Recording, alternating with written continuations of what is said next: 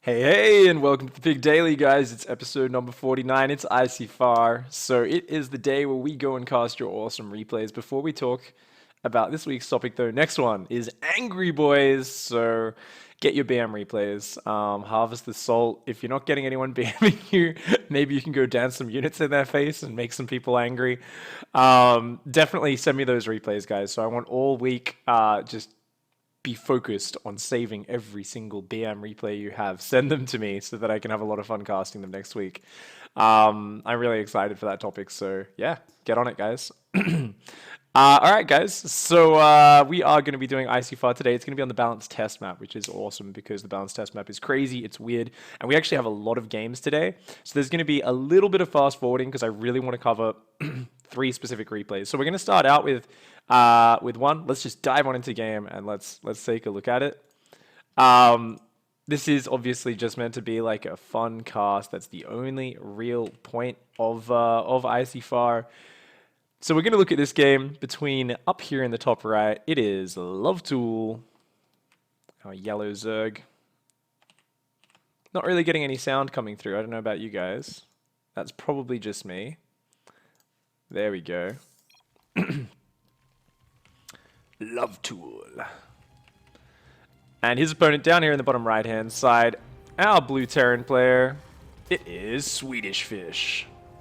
This is going to be a TVZ here on the test map, and of course the test map has so many crazy changes. Into the mouth. Hey, Matza, thank you so much for the sub, mate. I really appreciate that. Also, big thanks to Razik, by the way, who actually sent through a tip last night. I think maybe when watching the daily goals, the daily VODs. But either way, big thanks. Thanks to you guys for supporting the stream. Let me just turn my follow alerts off. Yeah, they're off. I somehow can never remember to do that until after the show started. But we'll still have sub and tip alerts, so that's all cool. So yeah, guys, while we just watched the early game of this one, I did want to say you definitely want to stick around with today's episode. I haven't watched the replays, as always. My mods have been nice enough to go and skim through them, specifically Eon Blue, who basically does everything. So big thanks to him for skimming through. So after this game, and I didn't actually look at what league this one was, but I think it's like around Diamond, if I remember, because I'm quite sure it was submitted by Love Tool. It's like Diamond, maybe Masters? I think it's Diamond. But up next, we have a PvT. And it is a PvT of GM versus GM. It's Probe versus Seether, 2 of the absolute best players in Oceania and Southeast Asia. And then after that, we've got a free-for-all. All from high masters and GM players. So that's gonna be absolute madness. It's gonna be a lot of fun to watch. Of course, the openings often look very similar. But what are some of the big changes? For you guys who can't quite remember, haven't actually played on the patch yet, you really should just hop on and play. But the big things are Zerg get crazy Hydralisks now. Banelings have plus 10 hit points. They've got 40 hit points each now. Hydras have an extra range. And they get the movement speed bonus off creep. Previously, Hydras, their movement speed boost only helped them off creep. And they'd be the pretty much exact same movement speed on creep.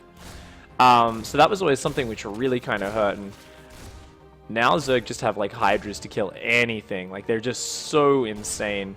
On top of that, the spellcasters are really cool as well. Infestors can actually cast all of their spells while burrowed. A lot of people not happy with the graphic while they're burrowed. I think it's just a placeholder. They basically look like a Broodlord, like that's just underneath the ground, like a Broodlord cocoon. It just looks really bizarre. But yeah, they can cast all those spells while underground. Also, they can spend 50 energy to create like a self-Nidus Worm, an ability called Deep Tunnel, where the Infestors can teleport to the other side of the map. Like literally anywhere where they have vision. It does give off a verbal warning like a Nidus Worm, and it does take like 10 seconds for them to actually pop up. But it's actually a really cool ability. And if you've got a lot of Infestors banking a lot of energy, it's a really nice way to just pop up in someone's base, drop 1 billion infested Terrans, and then just kind of, you know, spread them throughout their entire base. So those are the main changes for Terran. Also, for Zerg, sorry. Broodlords are also down 1 range. For Terran on the other side of things, Mech is something which we are expecting to see a lot more of, partly because the Cyclone has been completely reworked. It's been given plus 50% hit points from 120 to 180, and ooh, second factory. All right, all right. Looks like this is going to be potentially some mech here.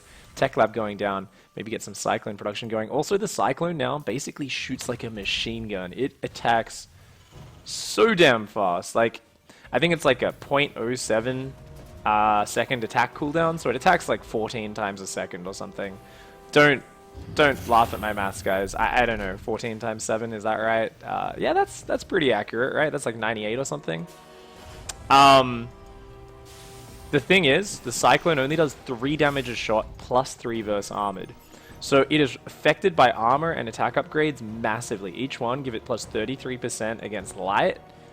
And not as much against armored, but a decent amount. So the Cyclone just shreds roaches, it shreds marauders, it just destroys any armored unit. And also, you can actually build Cyclones out of the reactor. That's something I forgot. I've been playing some Cyclone shenanigans last night, actually. I was getting owned as Terran so hard, so after the stream, I hopped on and just did some Nathaniel-style mass Cyclone builds, and was actually having a lot of fun with that. But you can actually build these Cyclones 2 at a time out of that reactor. And yeah, we see blue flame on the way. Lots of Cyclones, lots of Hellions, and this is so scary. Like, you can build up just this really fearsome force where the Cyclones are just kind of generally tanky, decent against most units, but especially good at shutting down roaches, and the Hellions just roast Zerglings. So it creates a bit of an awkward situation for Zerg, where often they're trying to defend with just mass Queen so that they can avoid that armored tag. But then it's just quite scary because there's so many Hellions. So it looks like Swedish Fish is going to move out right now. Blue Flame's getting closer to done. I don't think it's going to be ready in time for this, but Love Tool doesn't have too many units out here. Spine is trying to finish up on the third, and that's what we're talking about. Oh my god, I love that Cyclone graphic. Just spam those rockets everywhere. And these roaches are going to come in now. Cyclones, you can just see how tanky they are. They really don't take damage from Queens at all. These Hellions have to stay alive though, or a flood of Zerglings wrapping around the Cyclones will wreck them. As I said, the Cyclones, they don't do that much damage against non-armored units. Oh my god! Run! Run, Queens! Oh god, this is getting really messy, but units are about to pop out. Lings and Roaches do come out all at once, and finally it looks like Love Tool's going to get on top of this. Almost all the Hellions have gone down, and now the Cyclones are trapped. Oh, he went too deep, man. Swedish Fish gets all of his units surrounded, and does get overwhelmed there. That's like my experience on the test map as well. I'm always like, oh my god, I could just kill him! And I like dive onto creep, and then a billion more Zerg units pop out, and I get overwhelmed. But nonetheless, we do see 2 starports here. Might actually go for some speed Banshees, which would be really cool. You can actually get the speed upgrade without a fusion core now. It's still extremely expensive, 200 minerals, 200 gas. But that gives your Banshees movement speed, I think it's like faster than a Mutalisk, or about equal speed to a Mutalisk. Like, it's insanely quick. Corruptors can't catch them, Hydras and Queens can't catch them. You can just maneuver around really well. Looks like Love Tool here is just going to have a perv on these SCVs. The Zerglings eyeing out which SCV they want to eat. Swedish Fish, what's he going to be doing? He's going to be swapping those starports over. We've got another factory on the way, going to be going full mech, but not many units out. Only a couple of Cyclones right now, and no Hellions, and this base is bare. Love Tool's going to come in here, and oh, big Widow Mine hit, but the Zerglings are on that exposed mineral line. Those Cyclones and Hellions are going to come down. There's Roaches here to intercept, though. The slowest Ling drop of all time, making its way towards that main base. But this attack's going really well. Love Tool forcing that entire third base to evacuate. And these Roaches are going to take a really nice trade here, just killing a few SCVs, killing a few Hellions. The Cyclones finally turn around, and you get to see just how ridiculous that damage output is against armored units. Roaches just look pathetic against this. The Cyclones so good at punishing Roaches whenever they don't have Zerglings in front of them. And, oh man, so tanky as well. Those Cyclones do a fantastic job. One thing to keep in mind as well, guys, though, Cyclones are really bad against air now. Oh, wow, there's a huge Ling run by in the main as well. Great pull by Swedish Fish.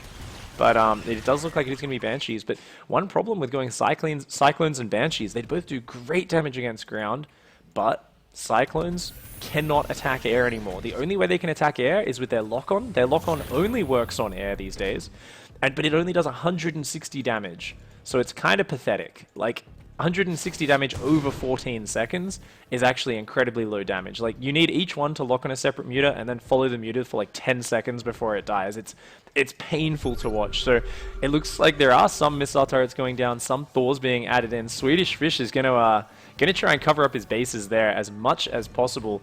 But the mutas are already on the way. I don't think the turrets are going to finish. Oh, one turret is barely going to finish, but these other ones I think are going to get shut down. The Banshees come back. Oh, you can't do anything there, Banshees. The Cyclones come over.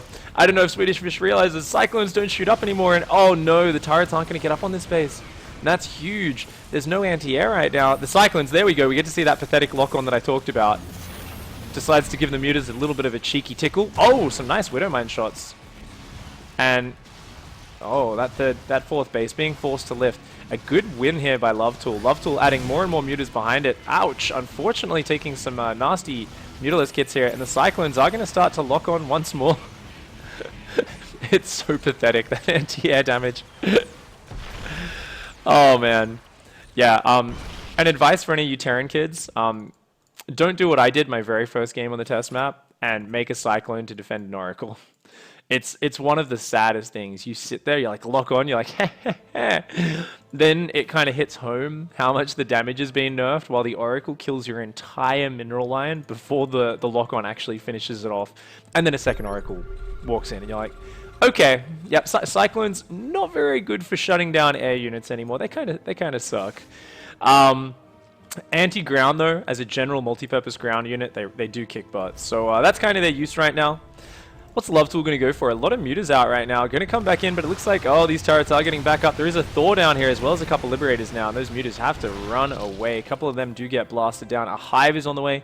Pathogen Glands, looks like Infestors are going to be the order of the day.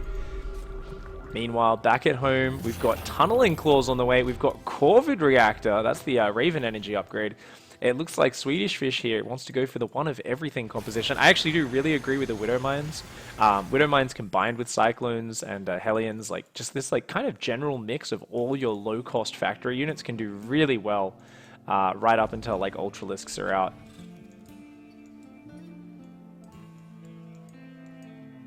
Looks like a 5th base going down over there for Lovetool.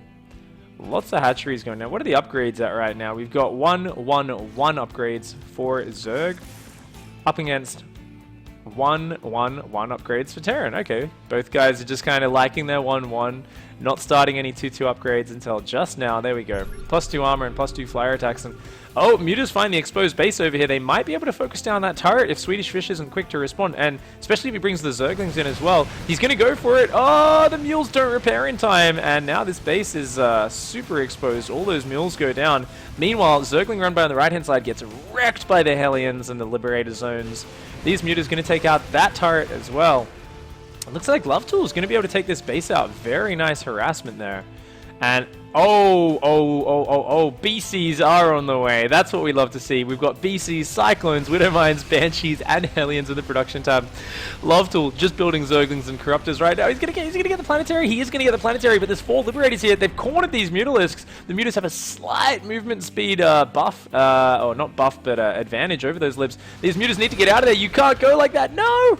Oh my god, these mutas are so bruised right now. The Cyclone adds its tickle gun in there. Barely beats the Mutalisk regen with that.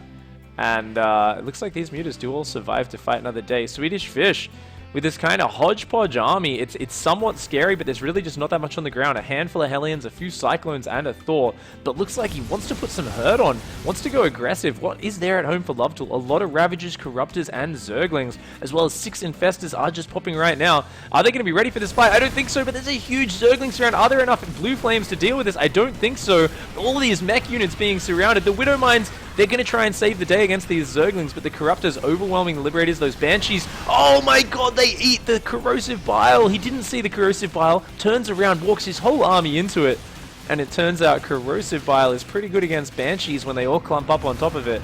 Lovetool with a huge victory there, adding that Great Aspire behind it. Still got those Infestors at home as well. It's going to try to counterattack, but oh, the Planetary and the tank here I think are going to be pretty strong against this. Oh, does get down the tank and the Cyclone with that Corrosive Bile. But the repair is good, and Swedish Fish does stay strong on 2 bases for now. Does Lovetool realize what he's up against? He's taken out the 5th, but it's still a 4-base Terran. That's still very scary. And there we go. The BC jumps into the main base, takes out the Spore Crawler, and starts harassing there. And Cyclone is useless, is what Swedish Fish said. I do admit I had some games as well where I had this exact same reaction. I was like, this unit's stupid. It's only good if they build lots of roaches. It is something where Ravagers have an armored tag now, so it is good versus the Ravagers. But it's always something where, like, if there's Zerglings in front, your Cyclones really just don't do any damage. So I think it's kind of interesting. It's one of those things where you kind of have to get some damage done in special ways.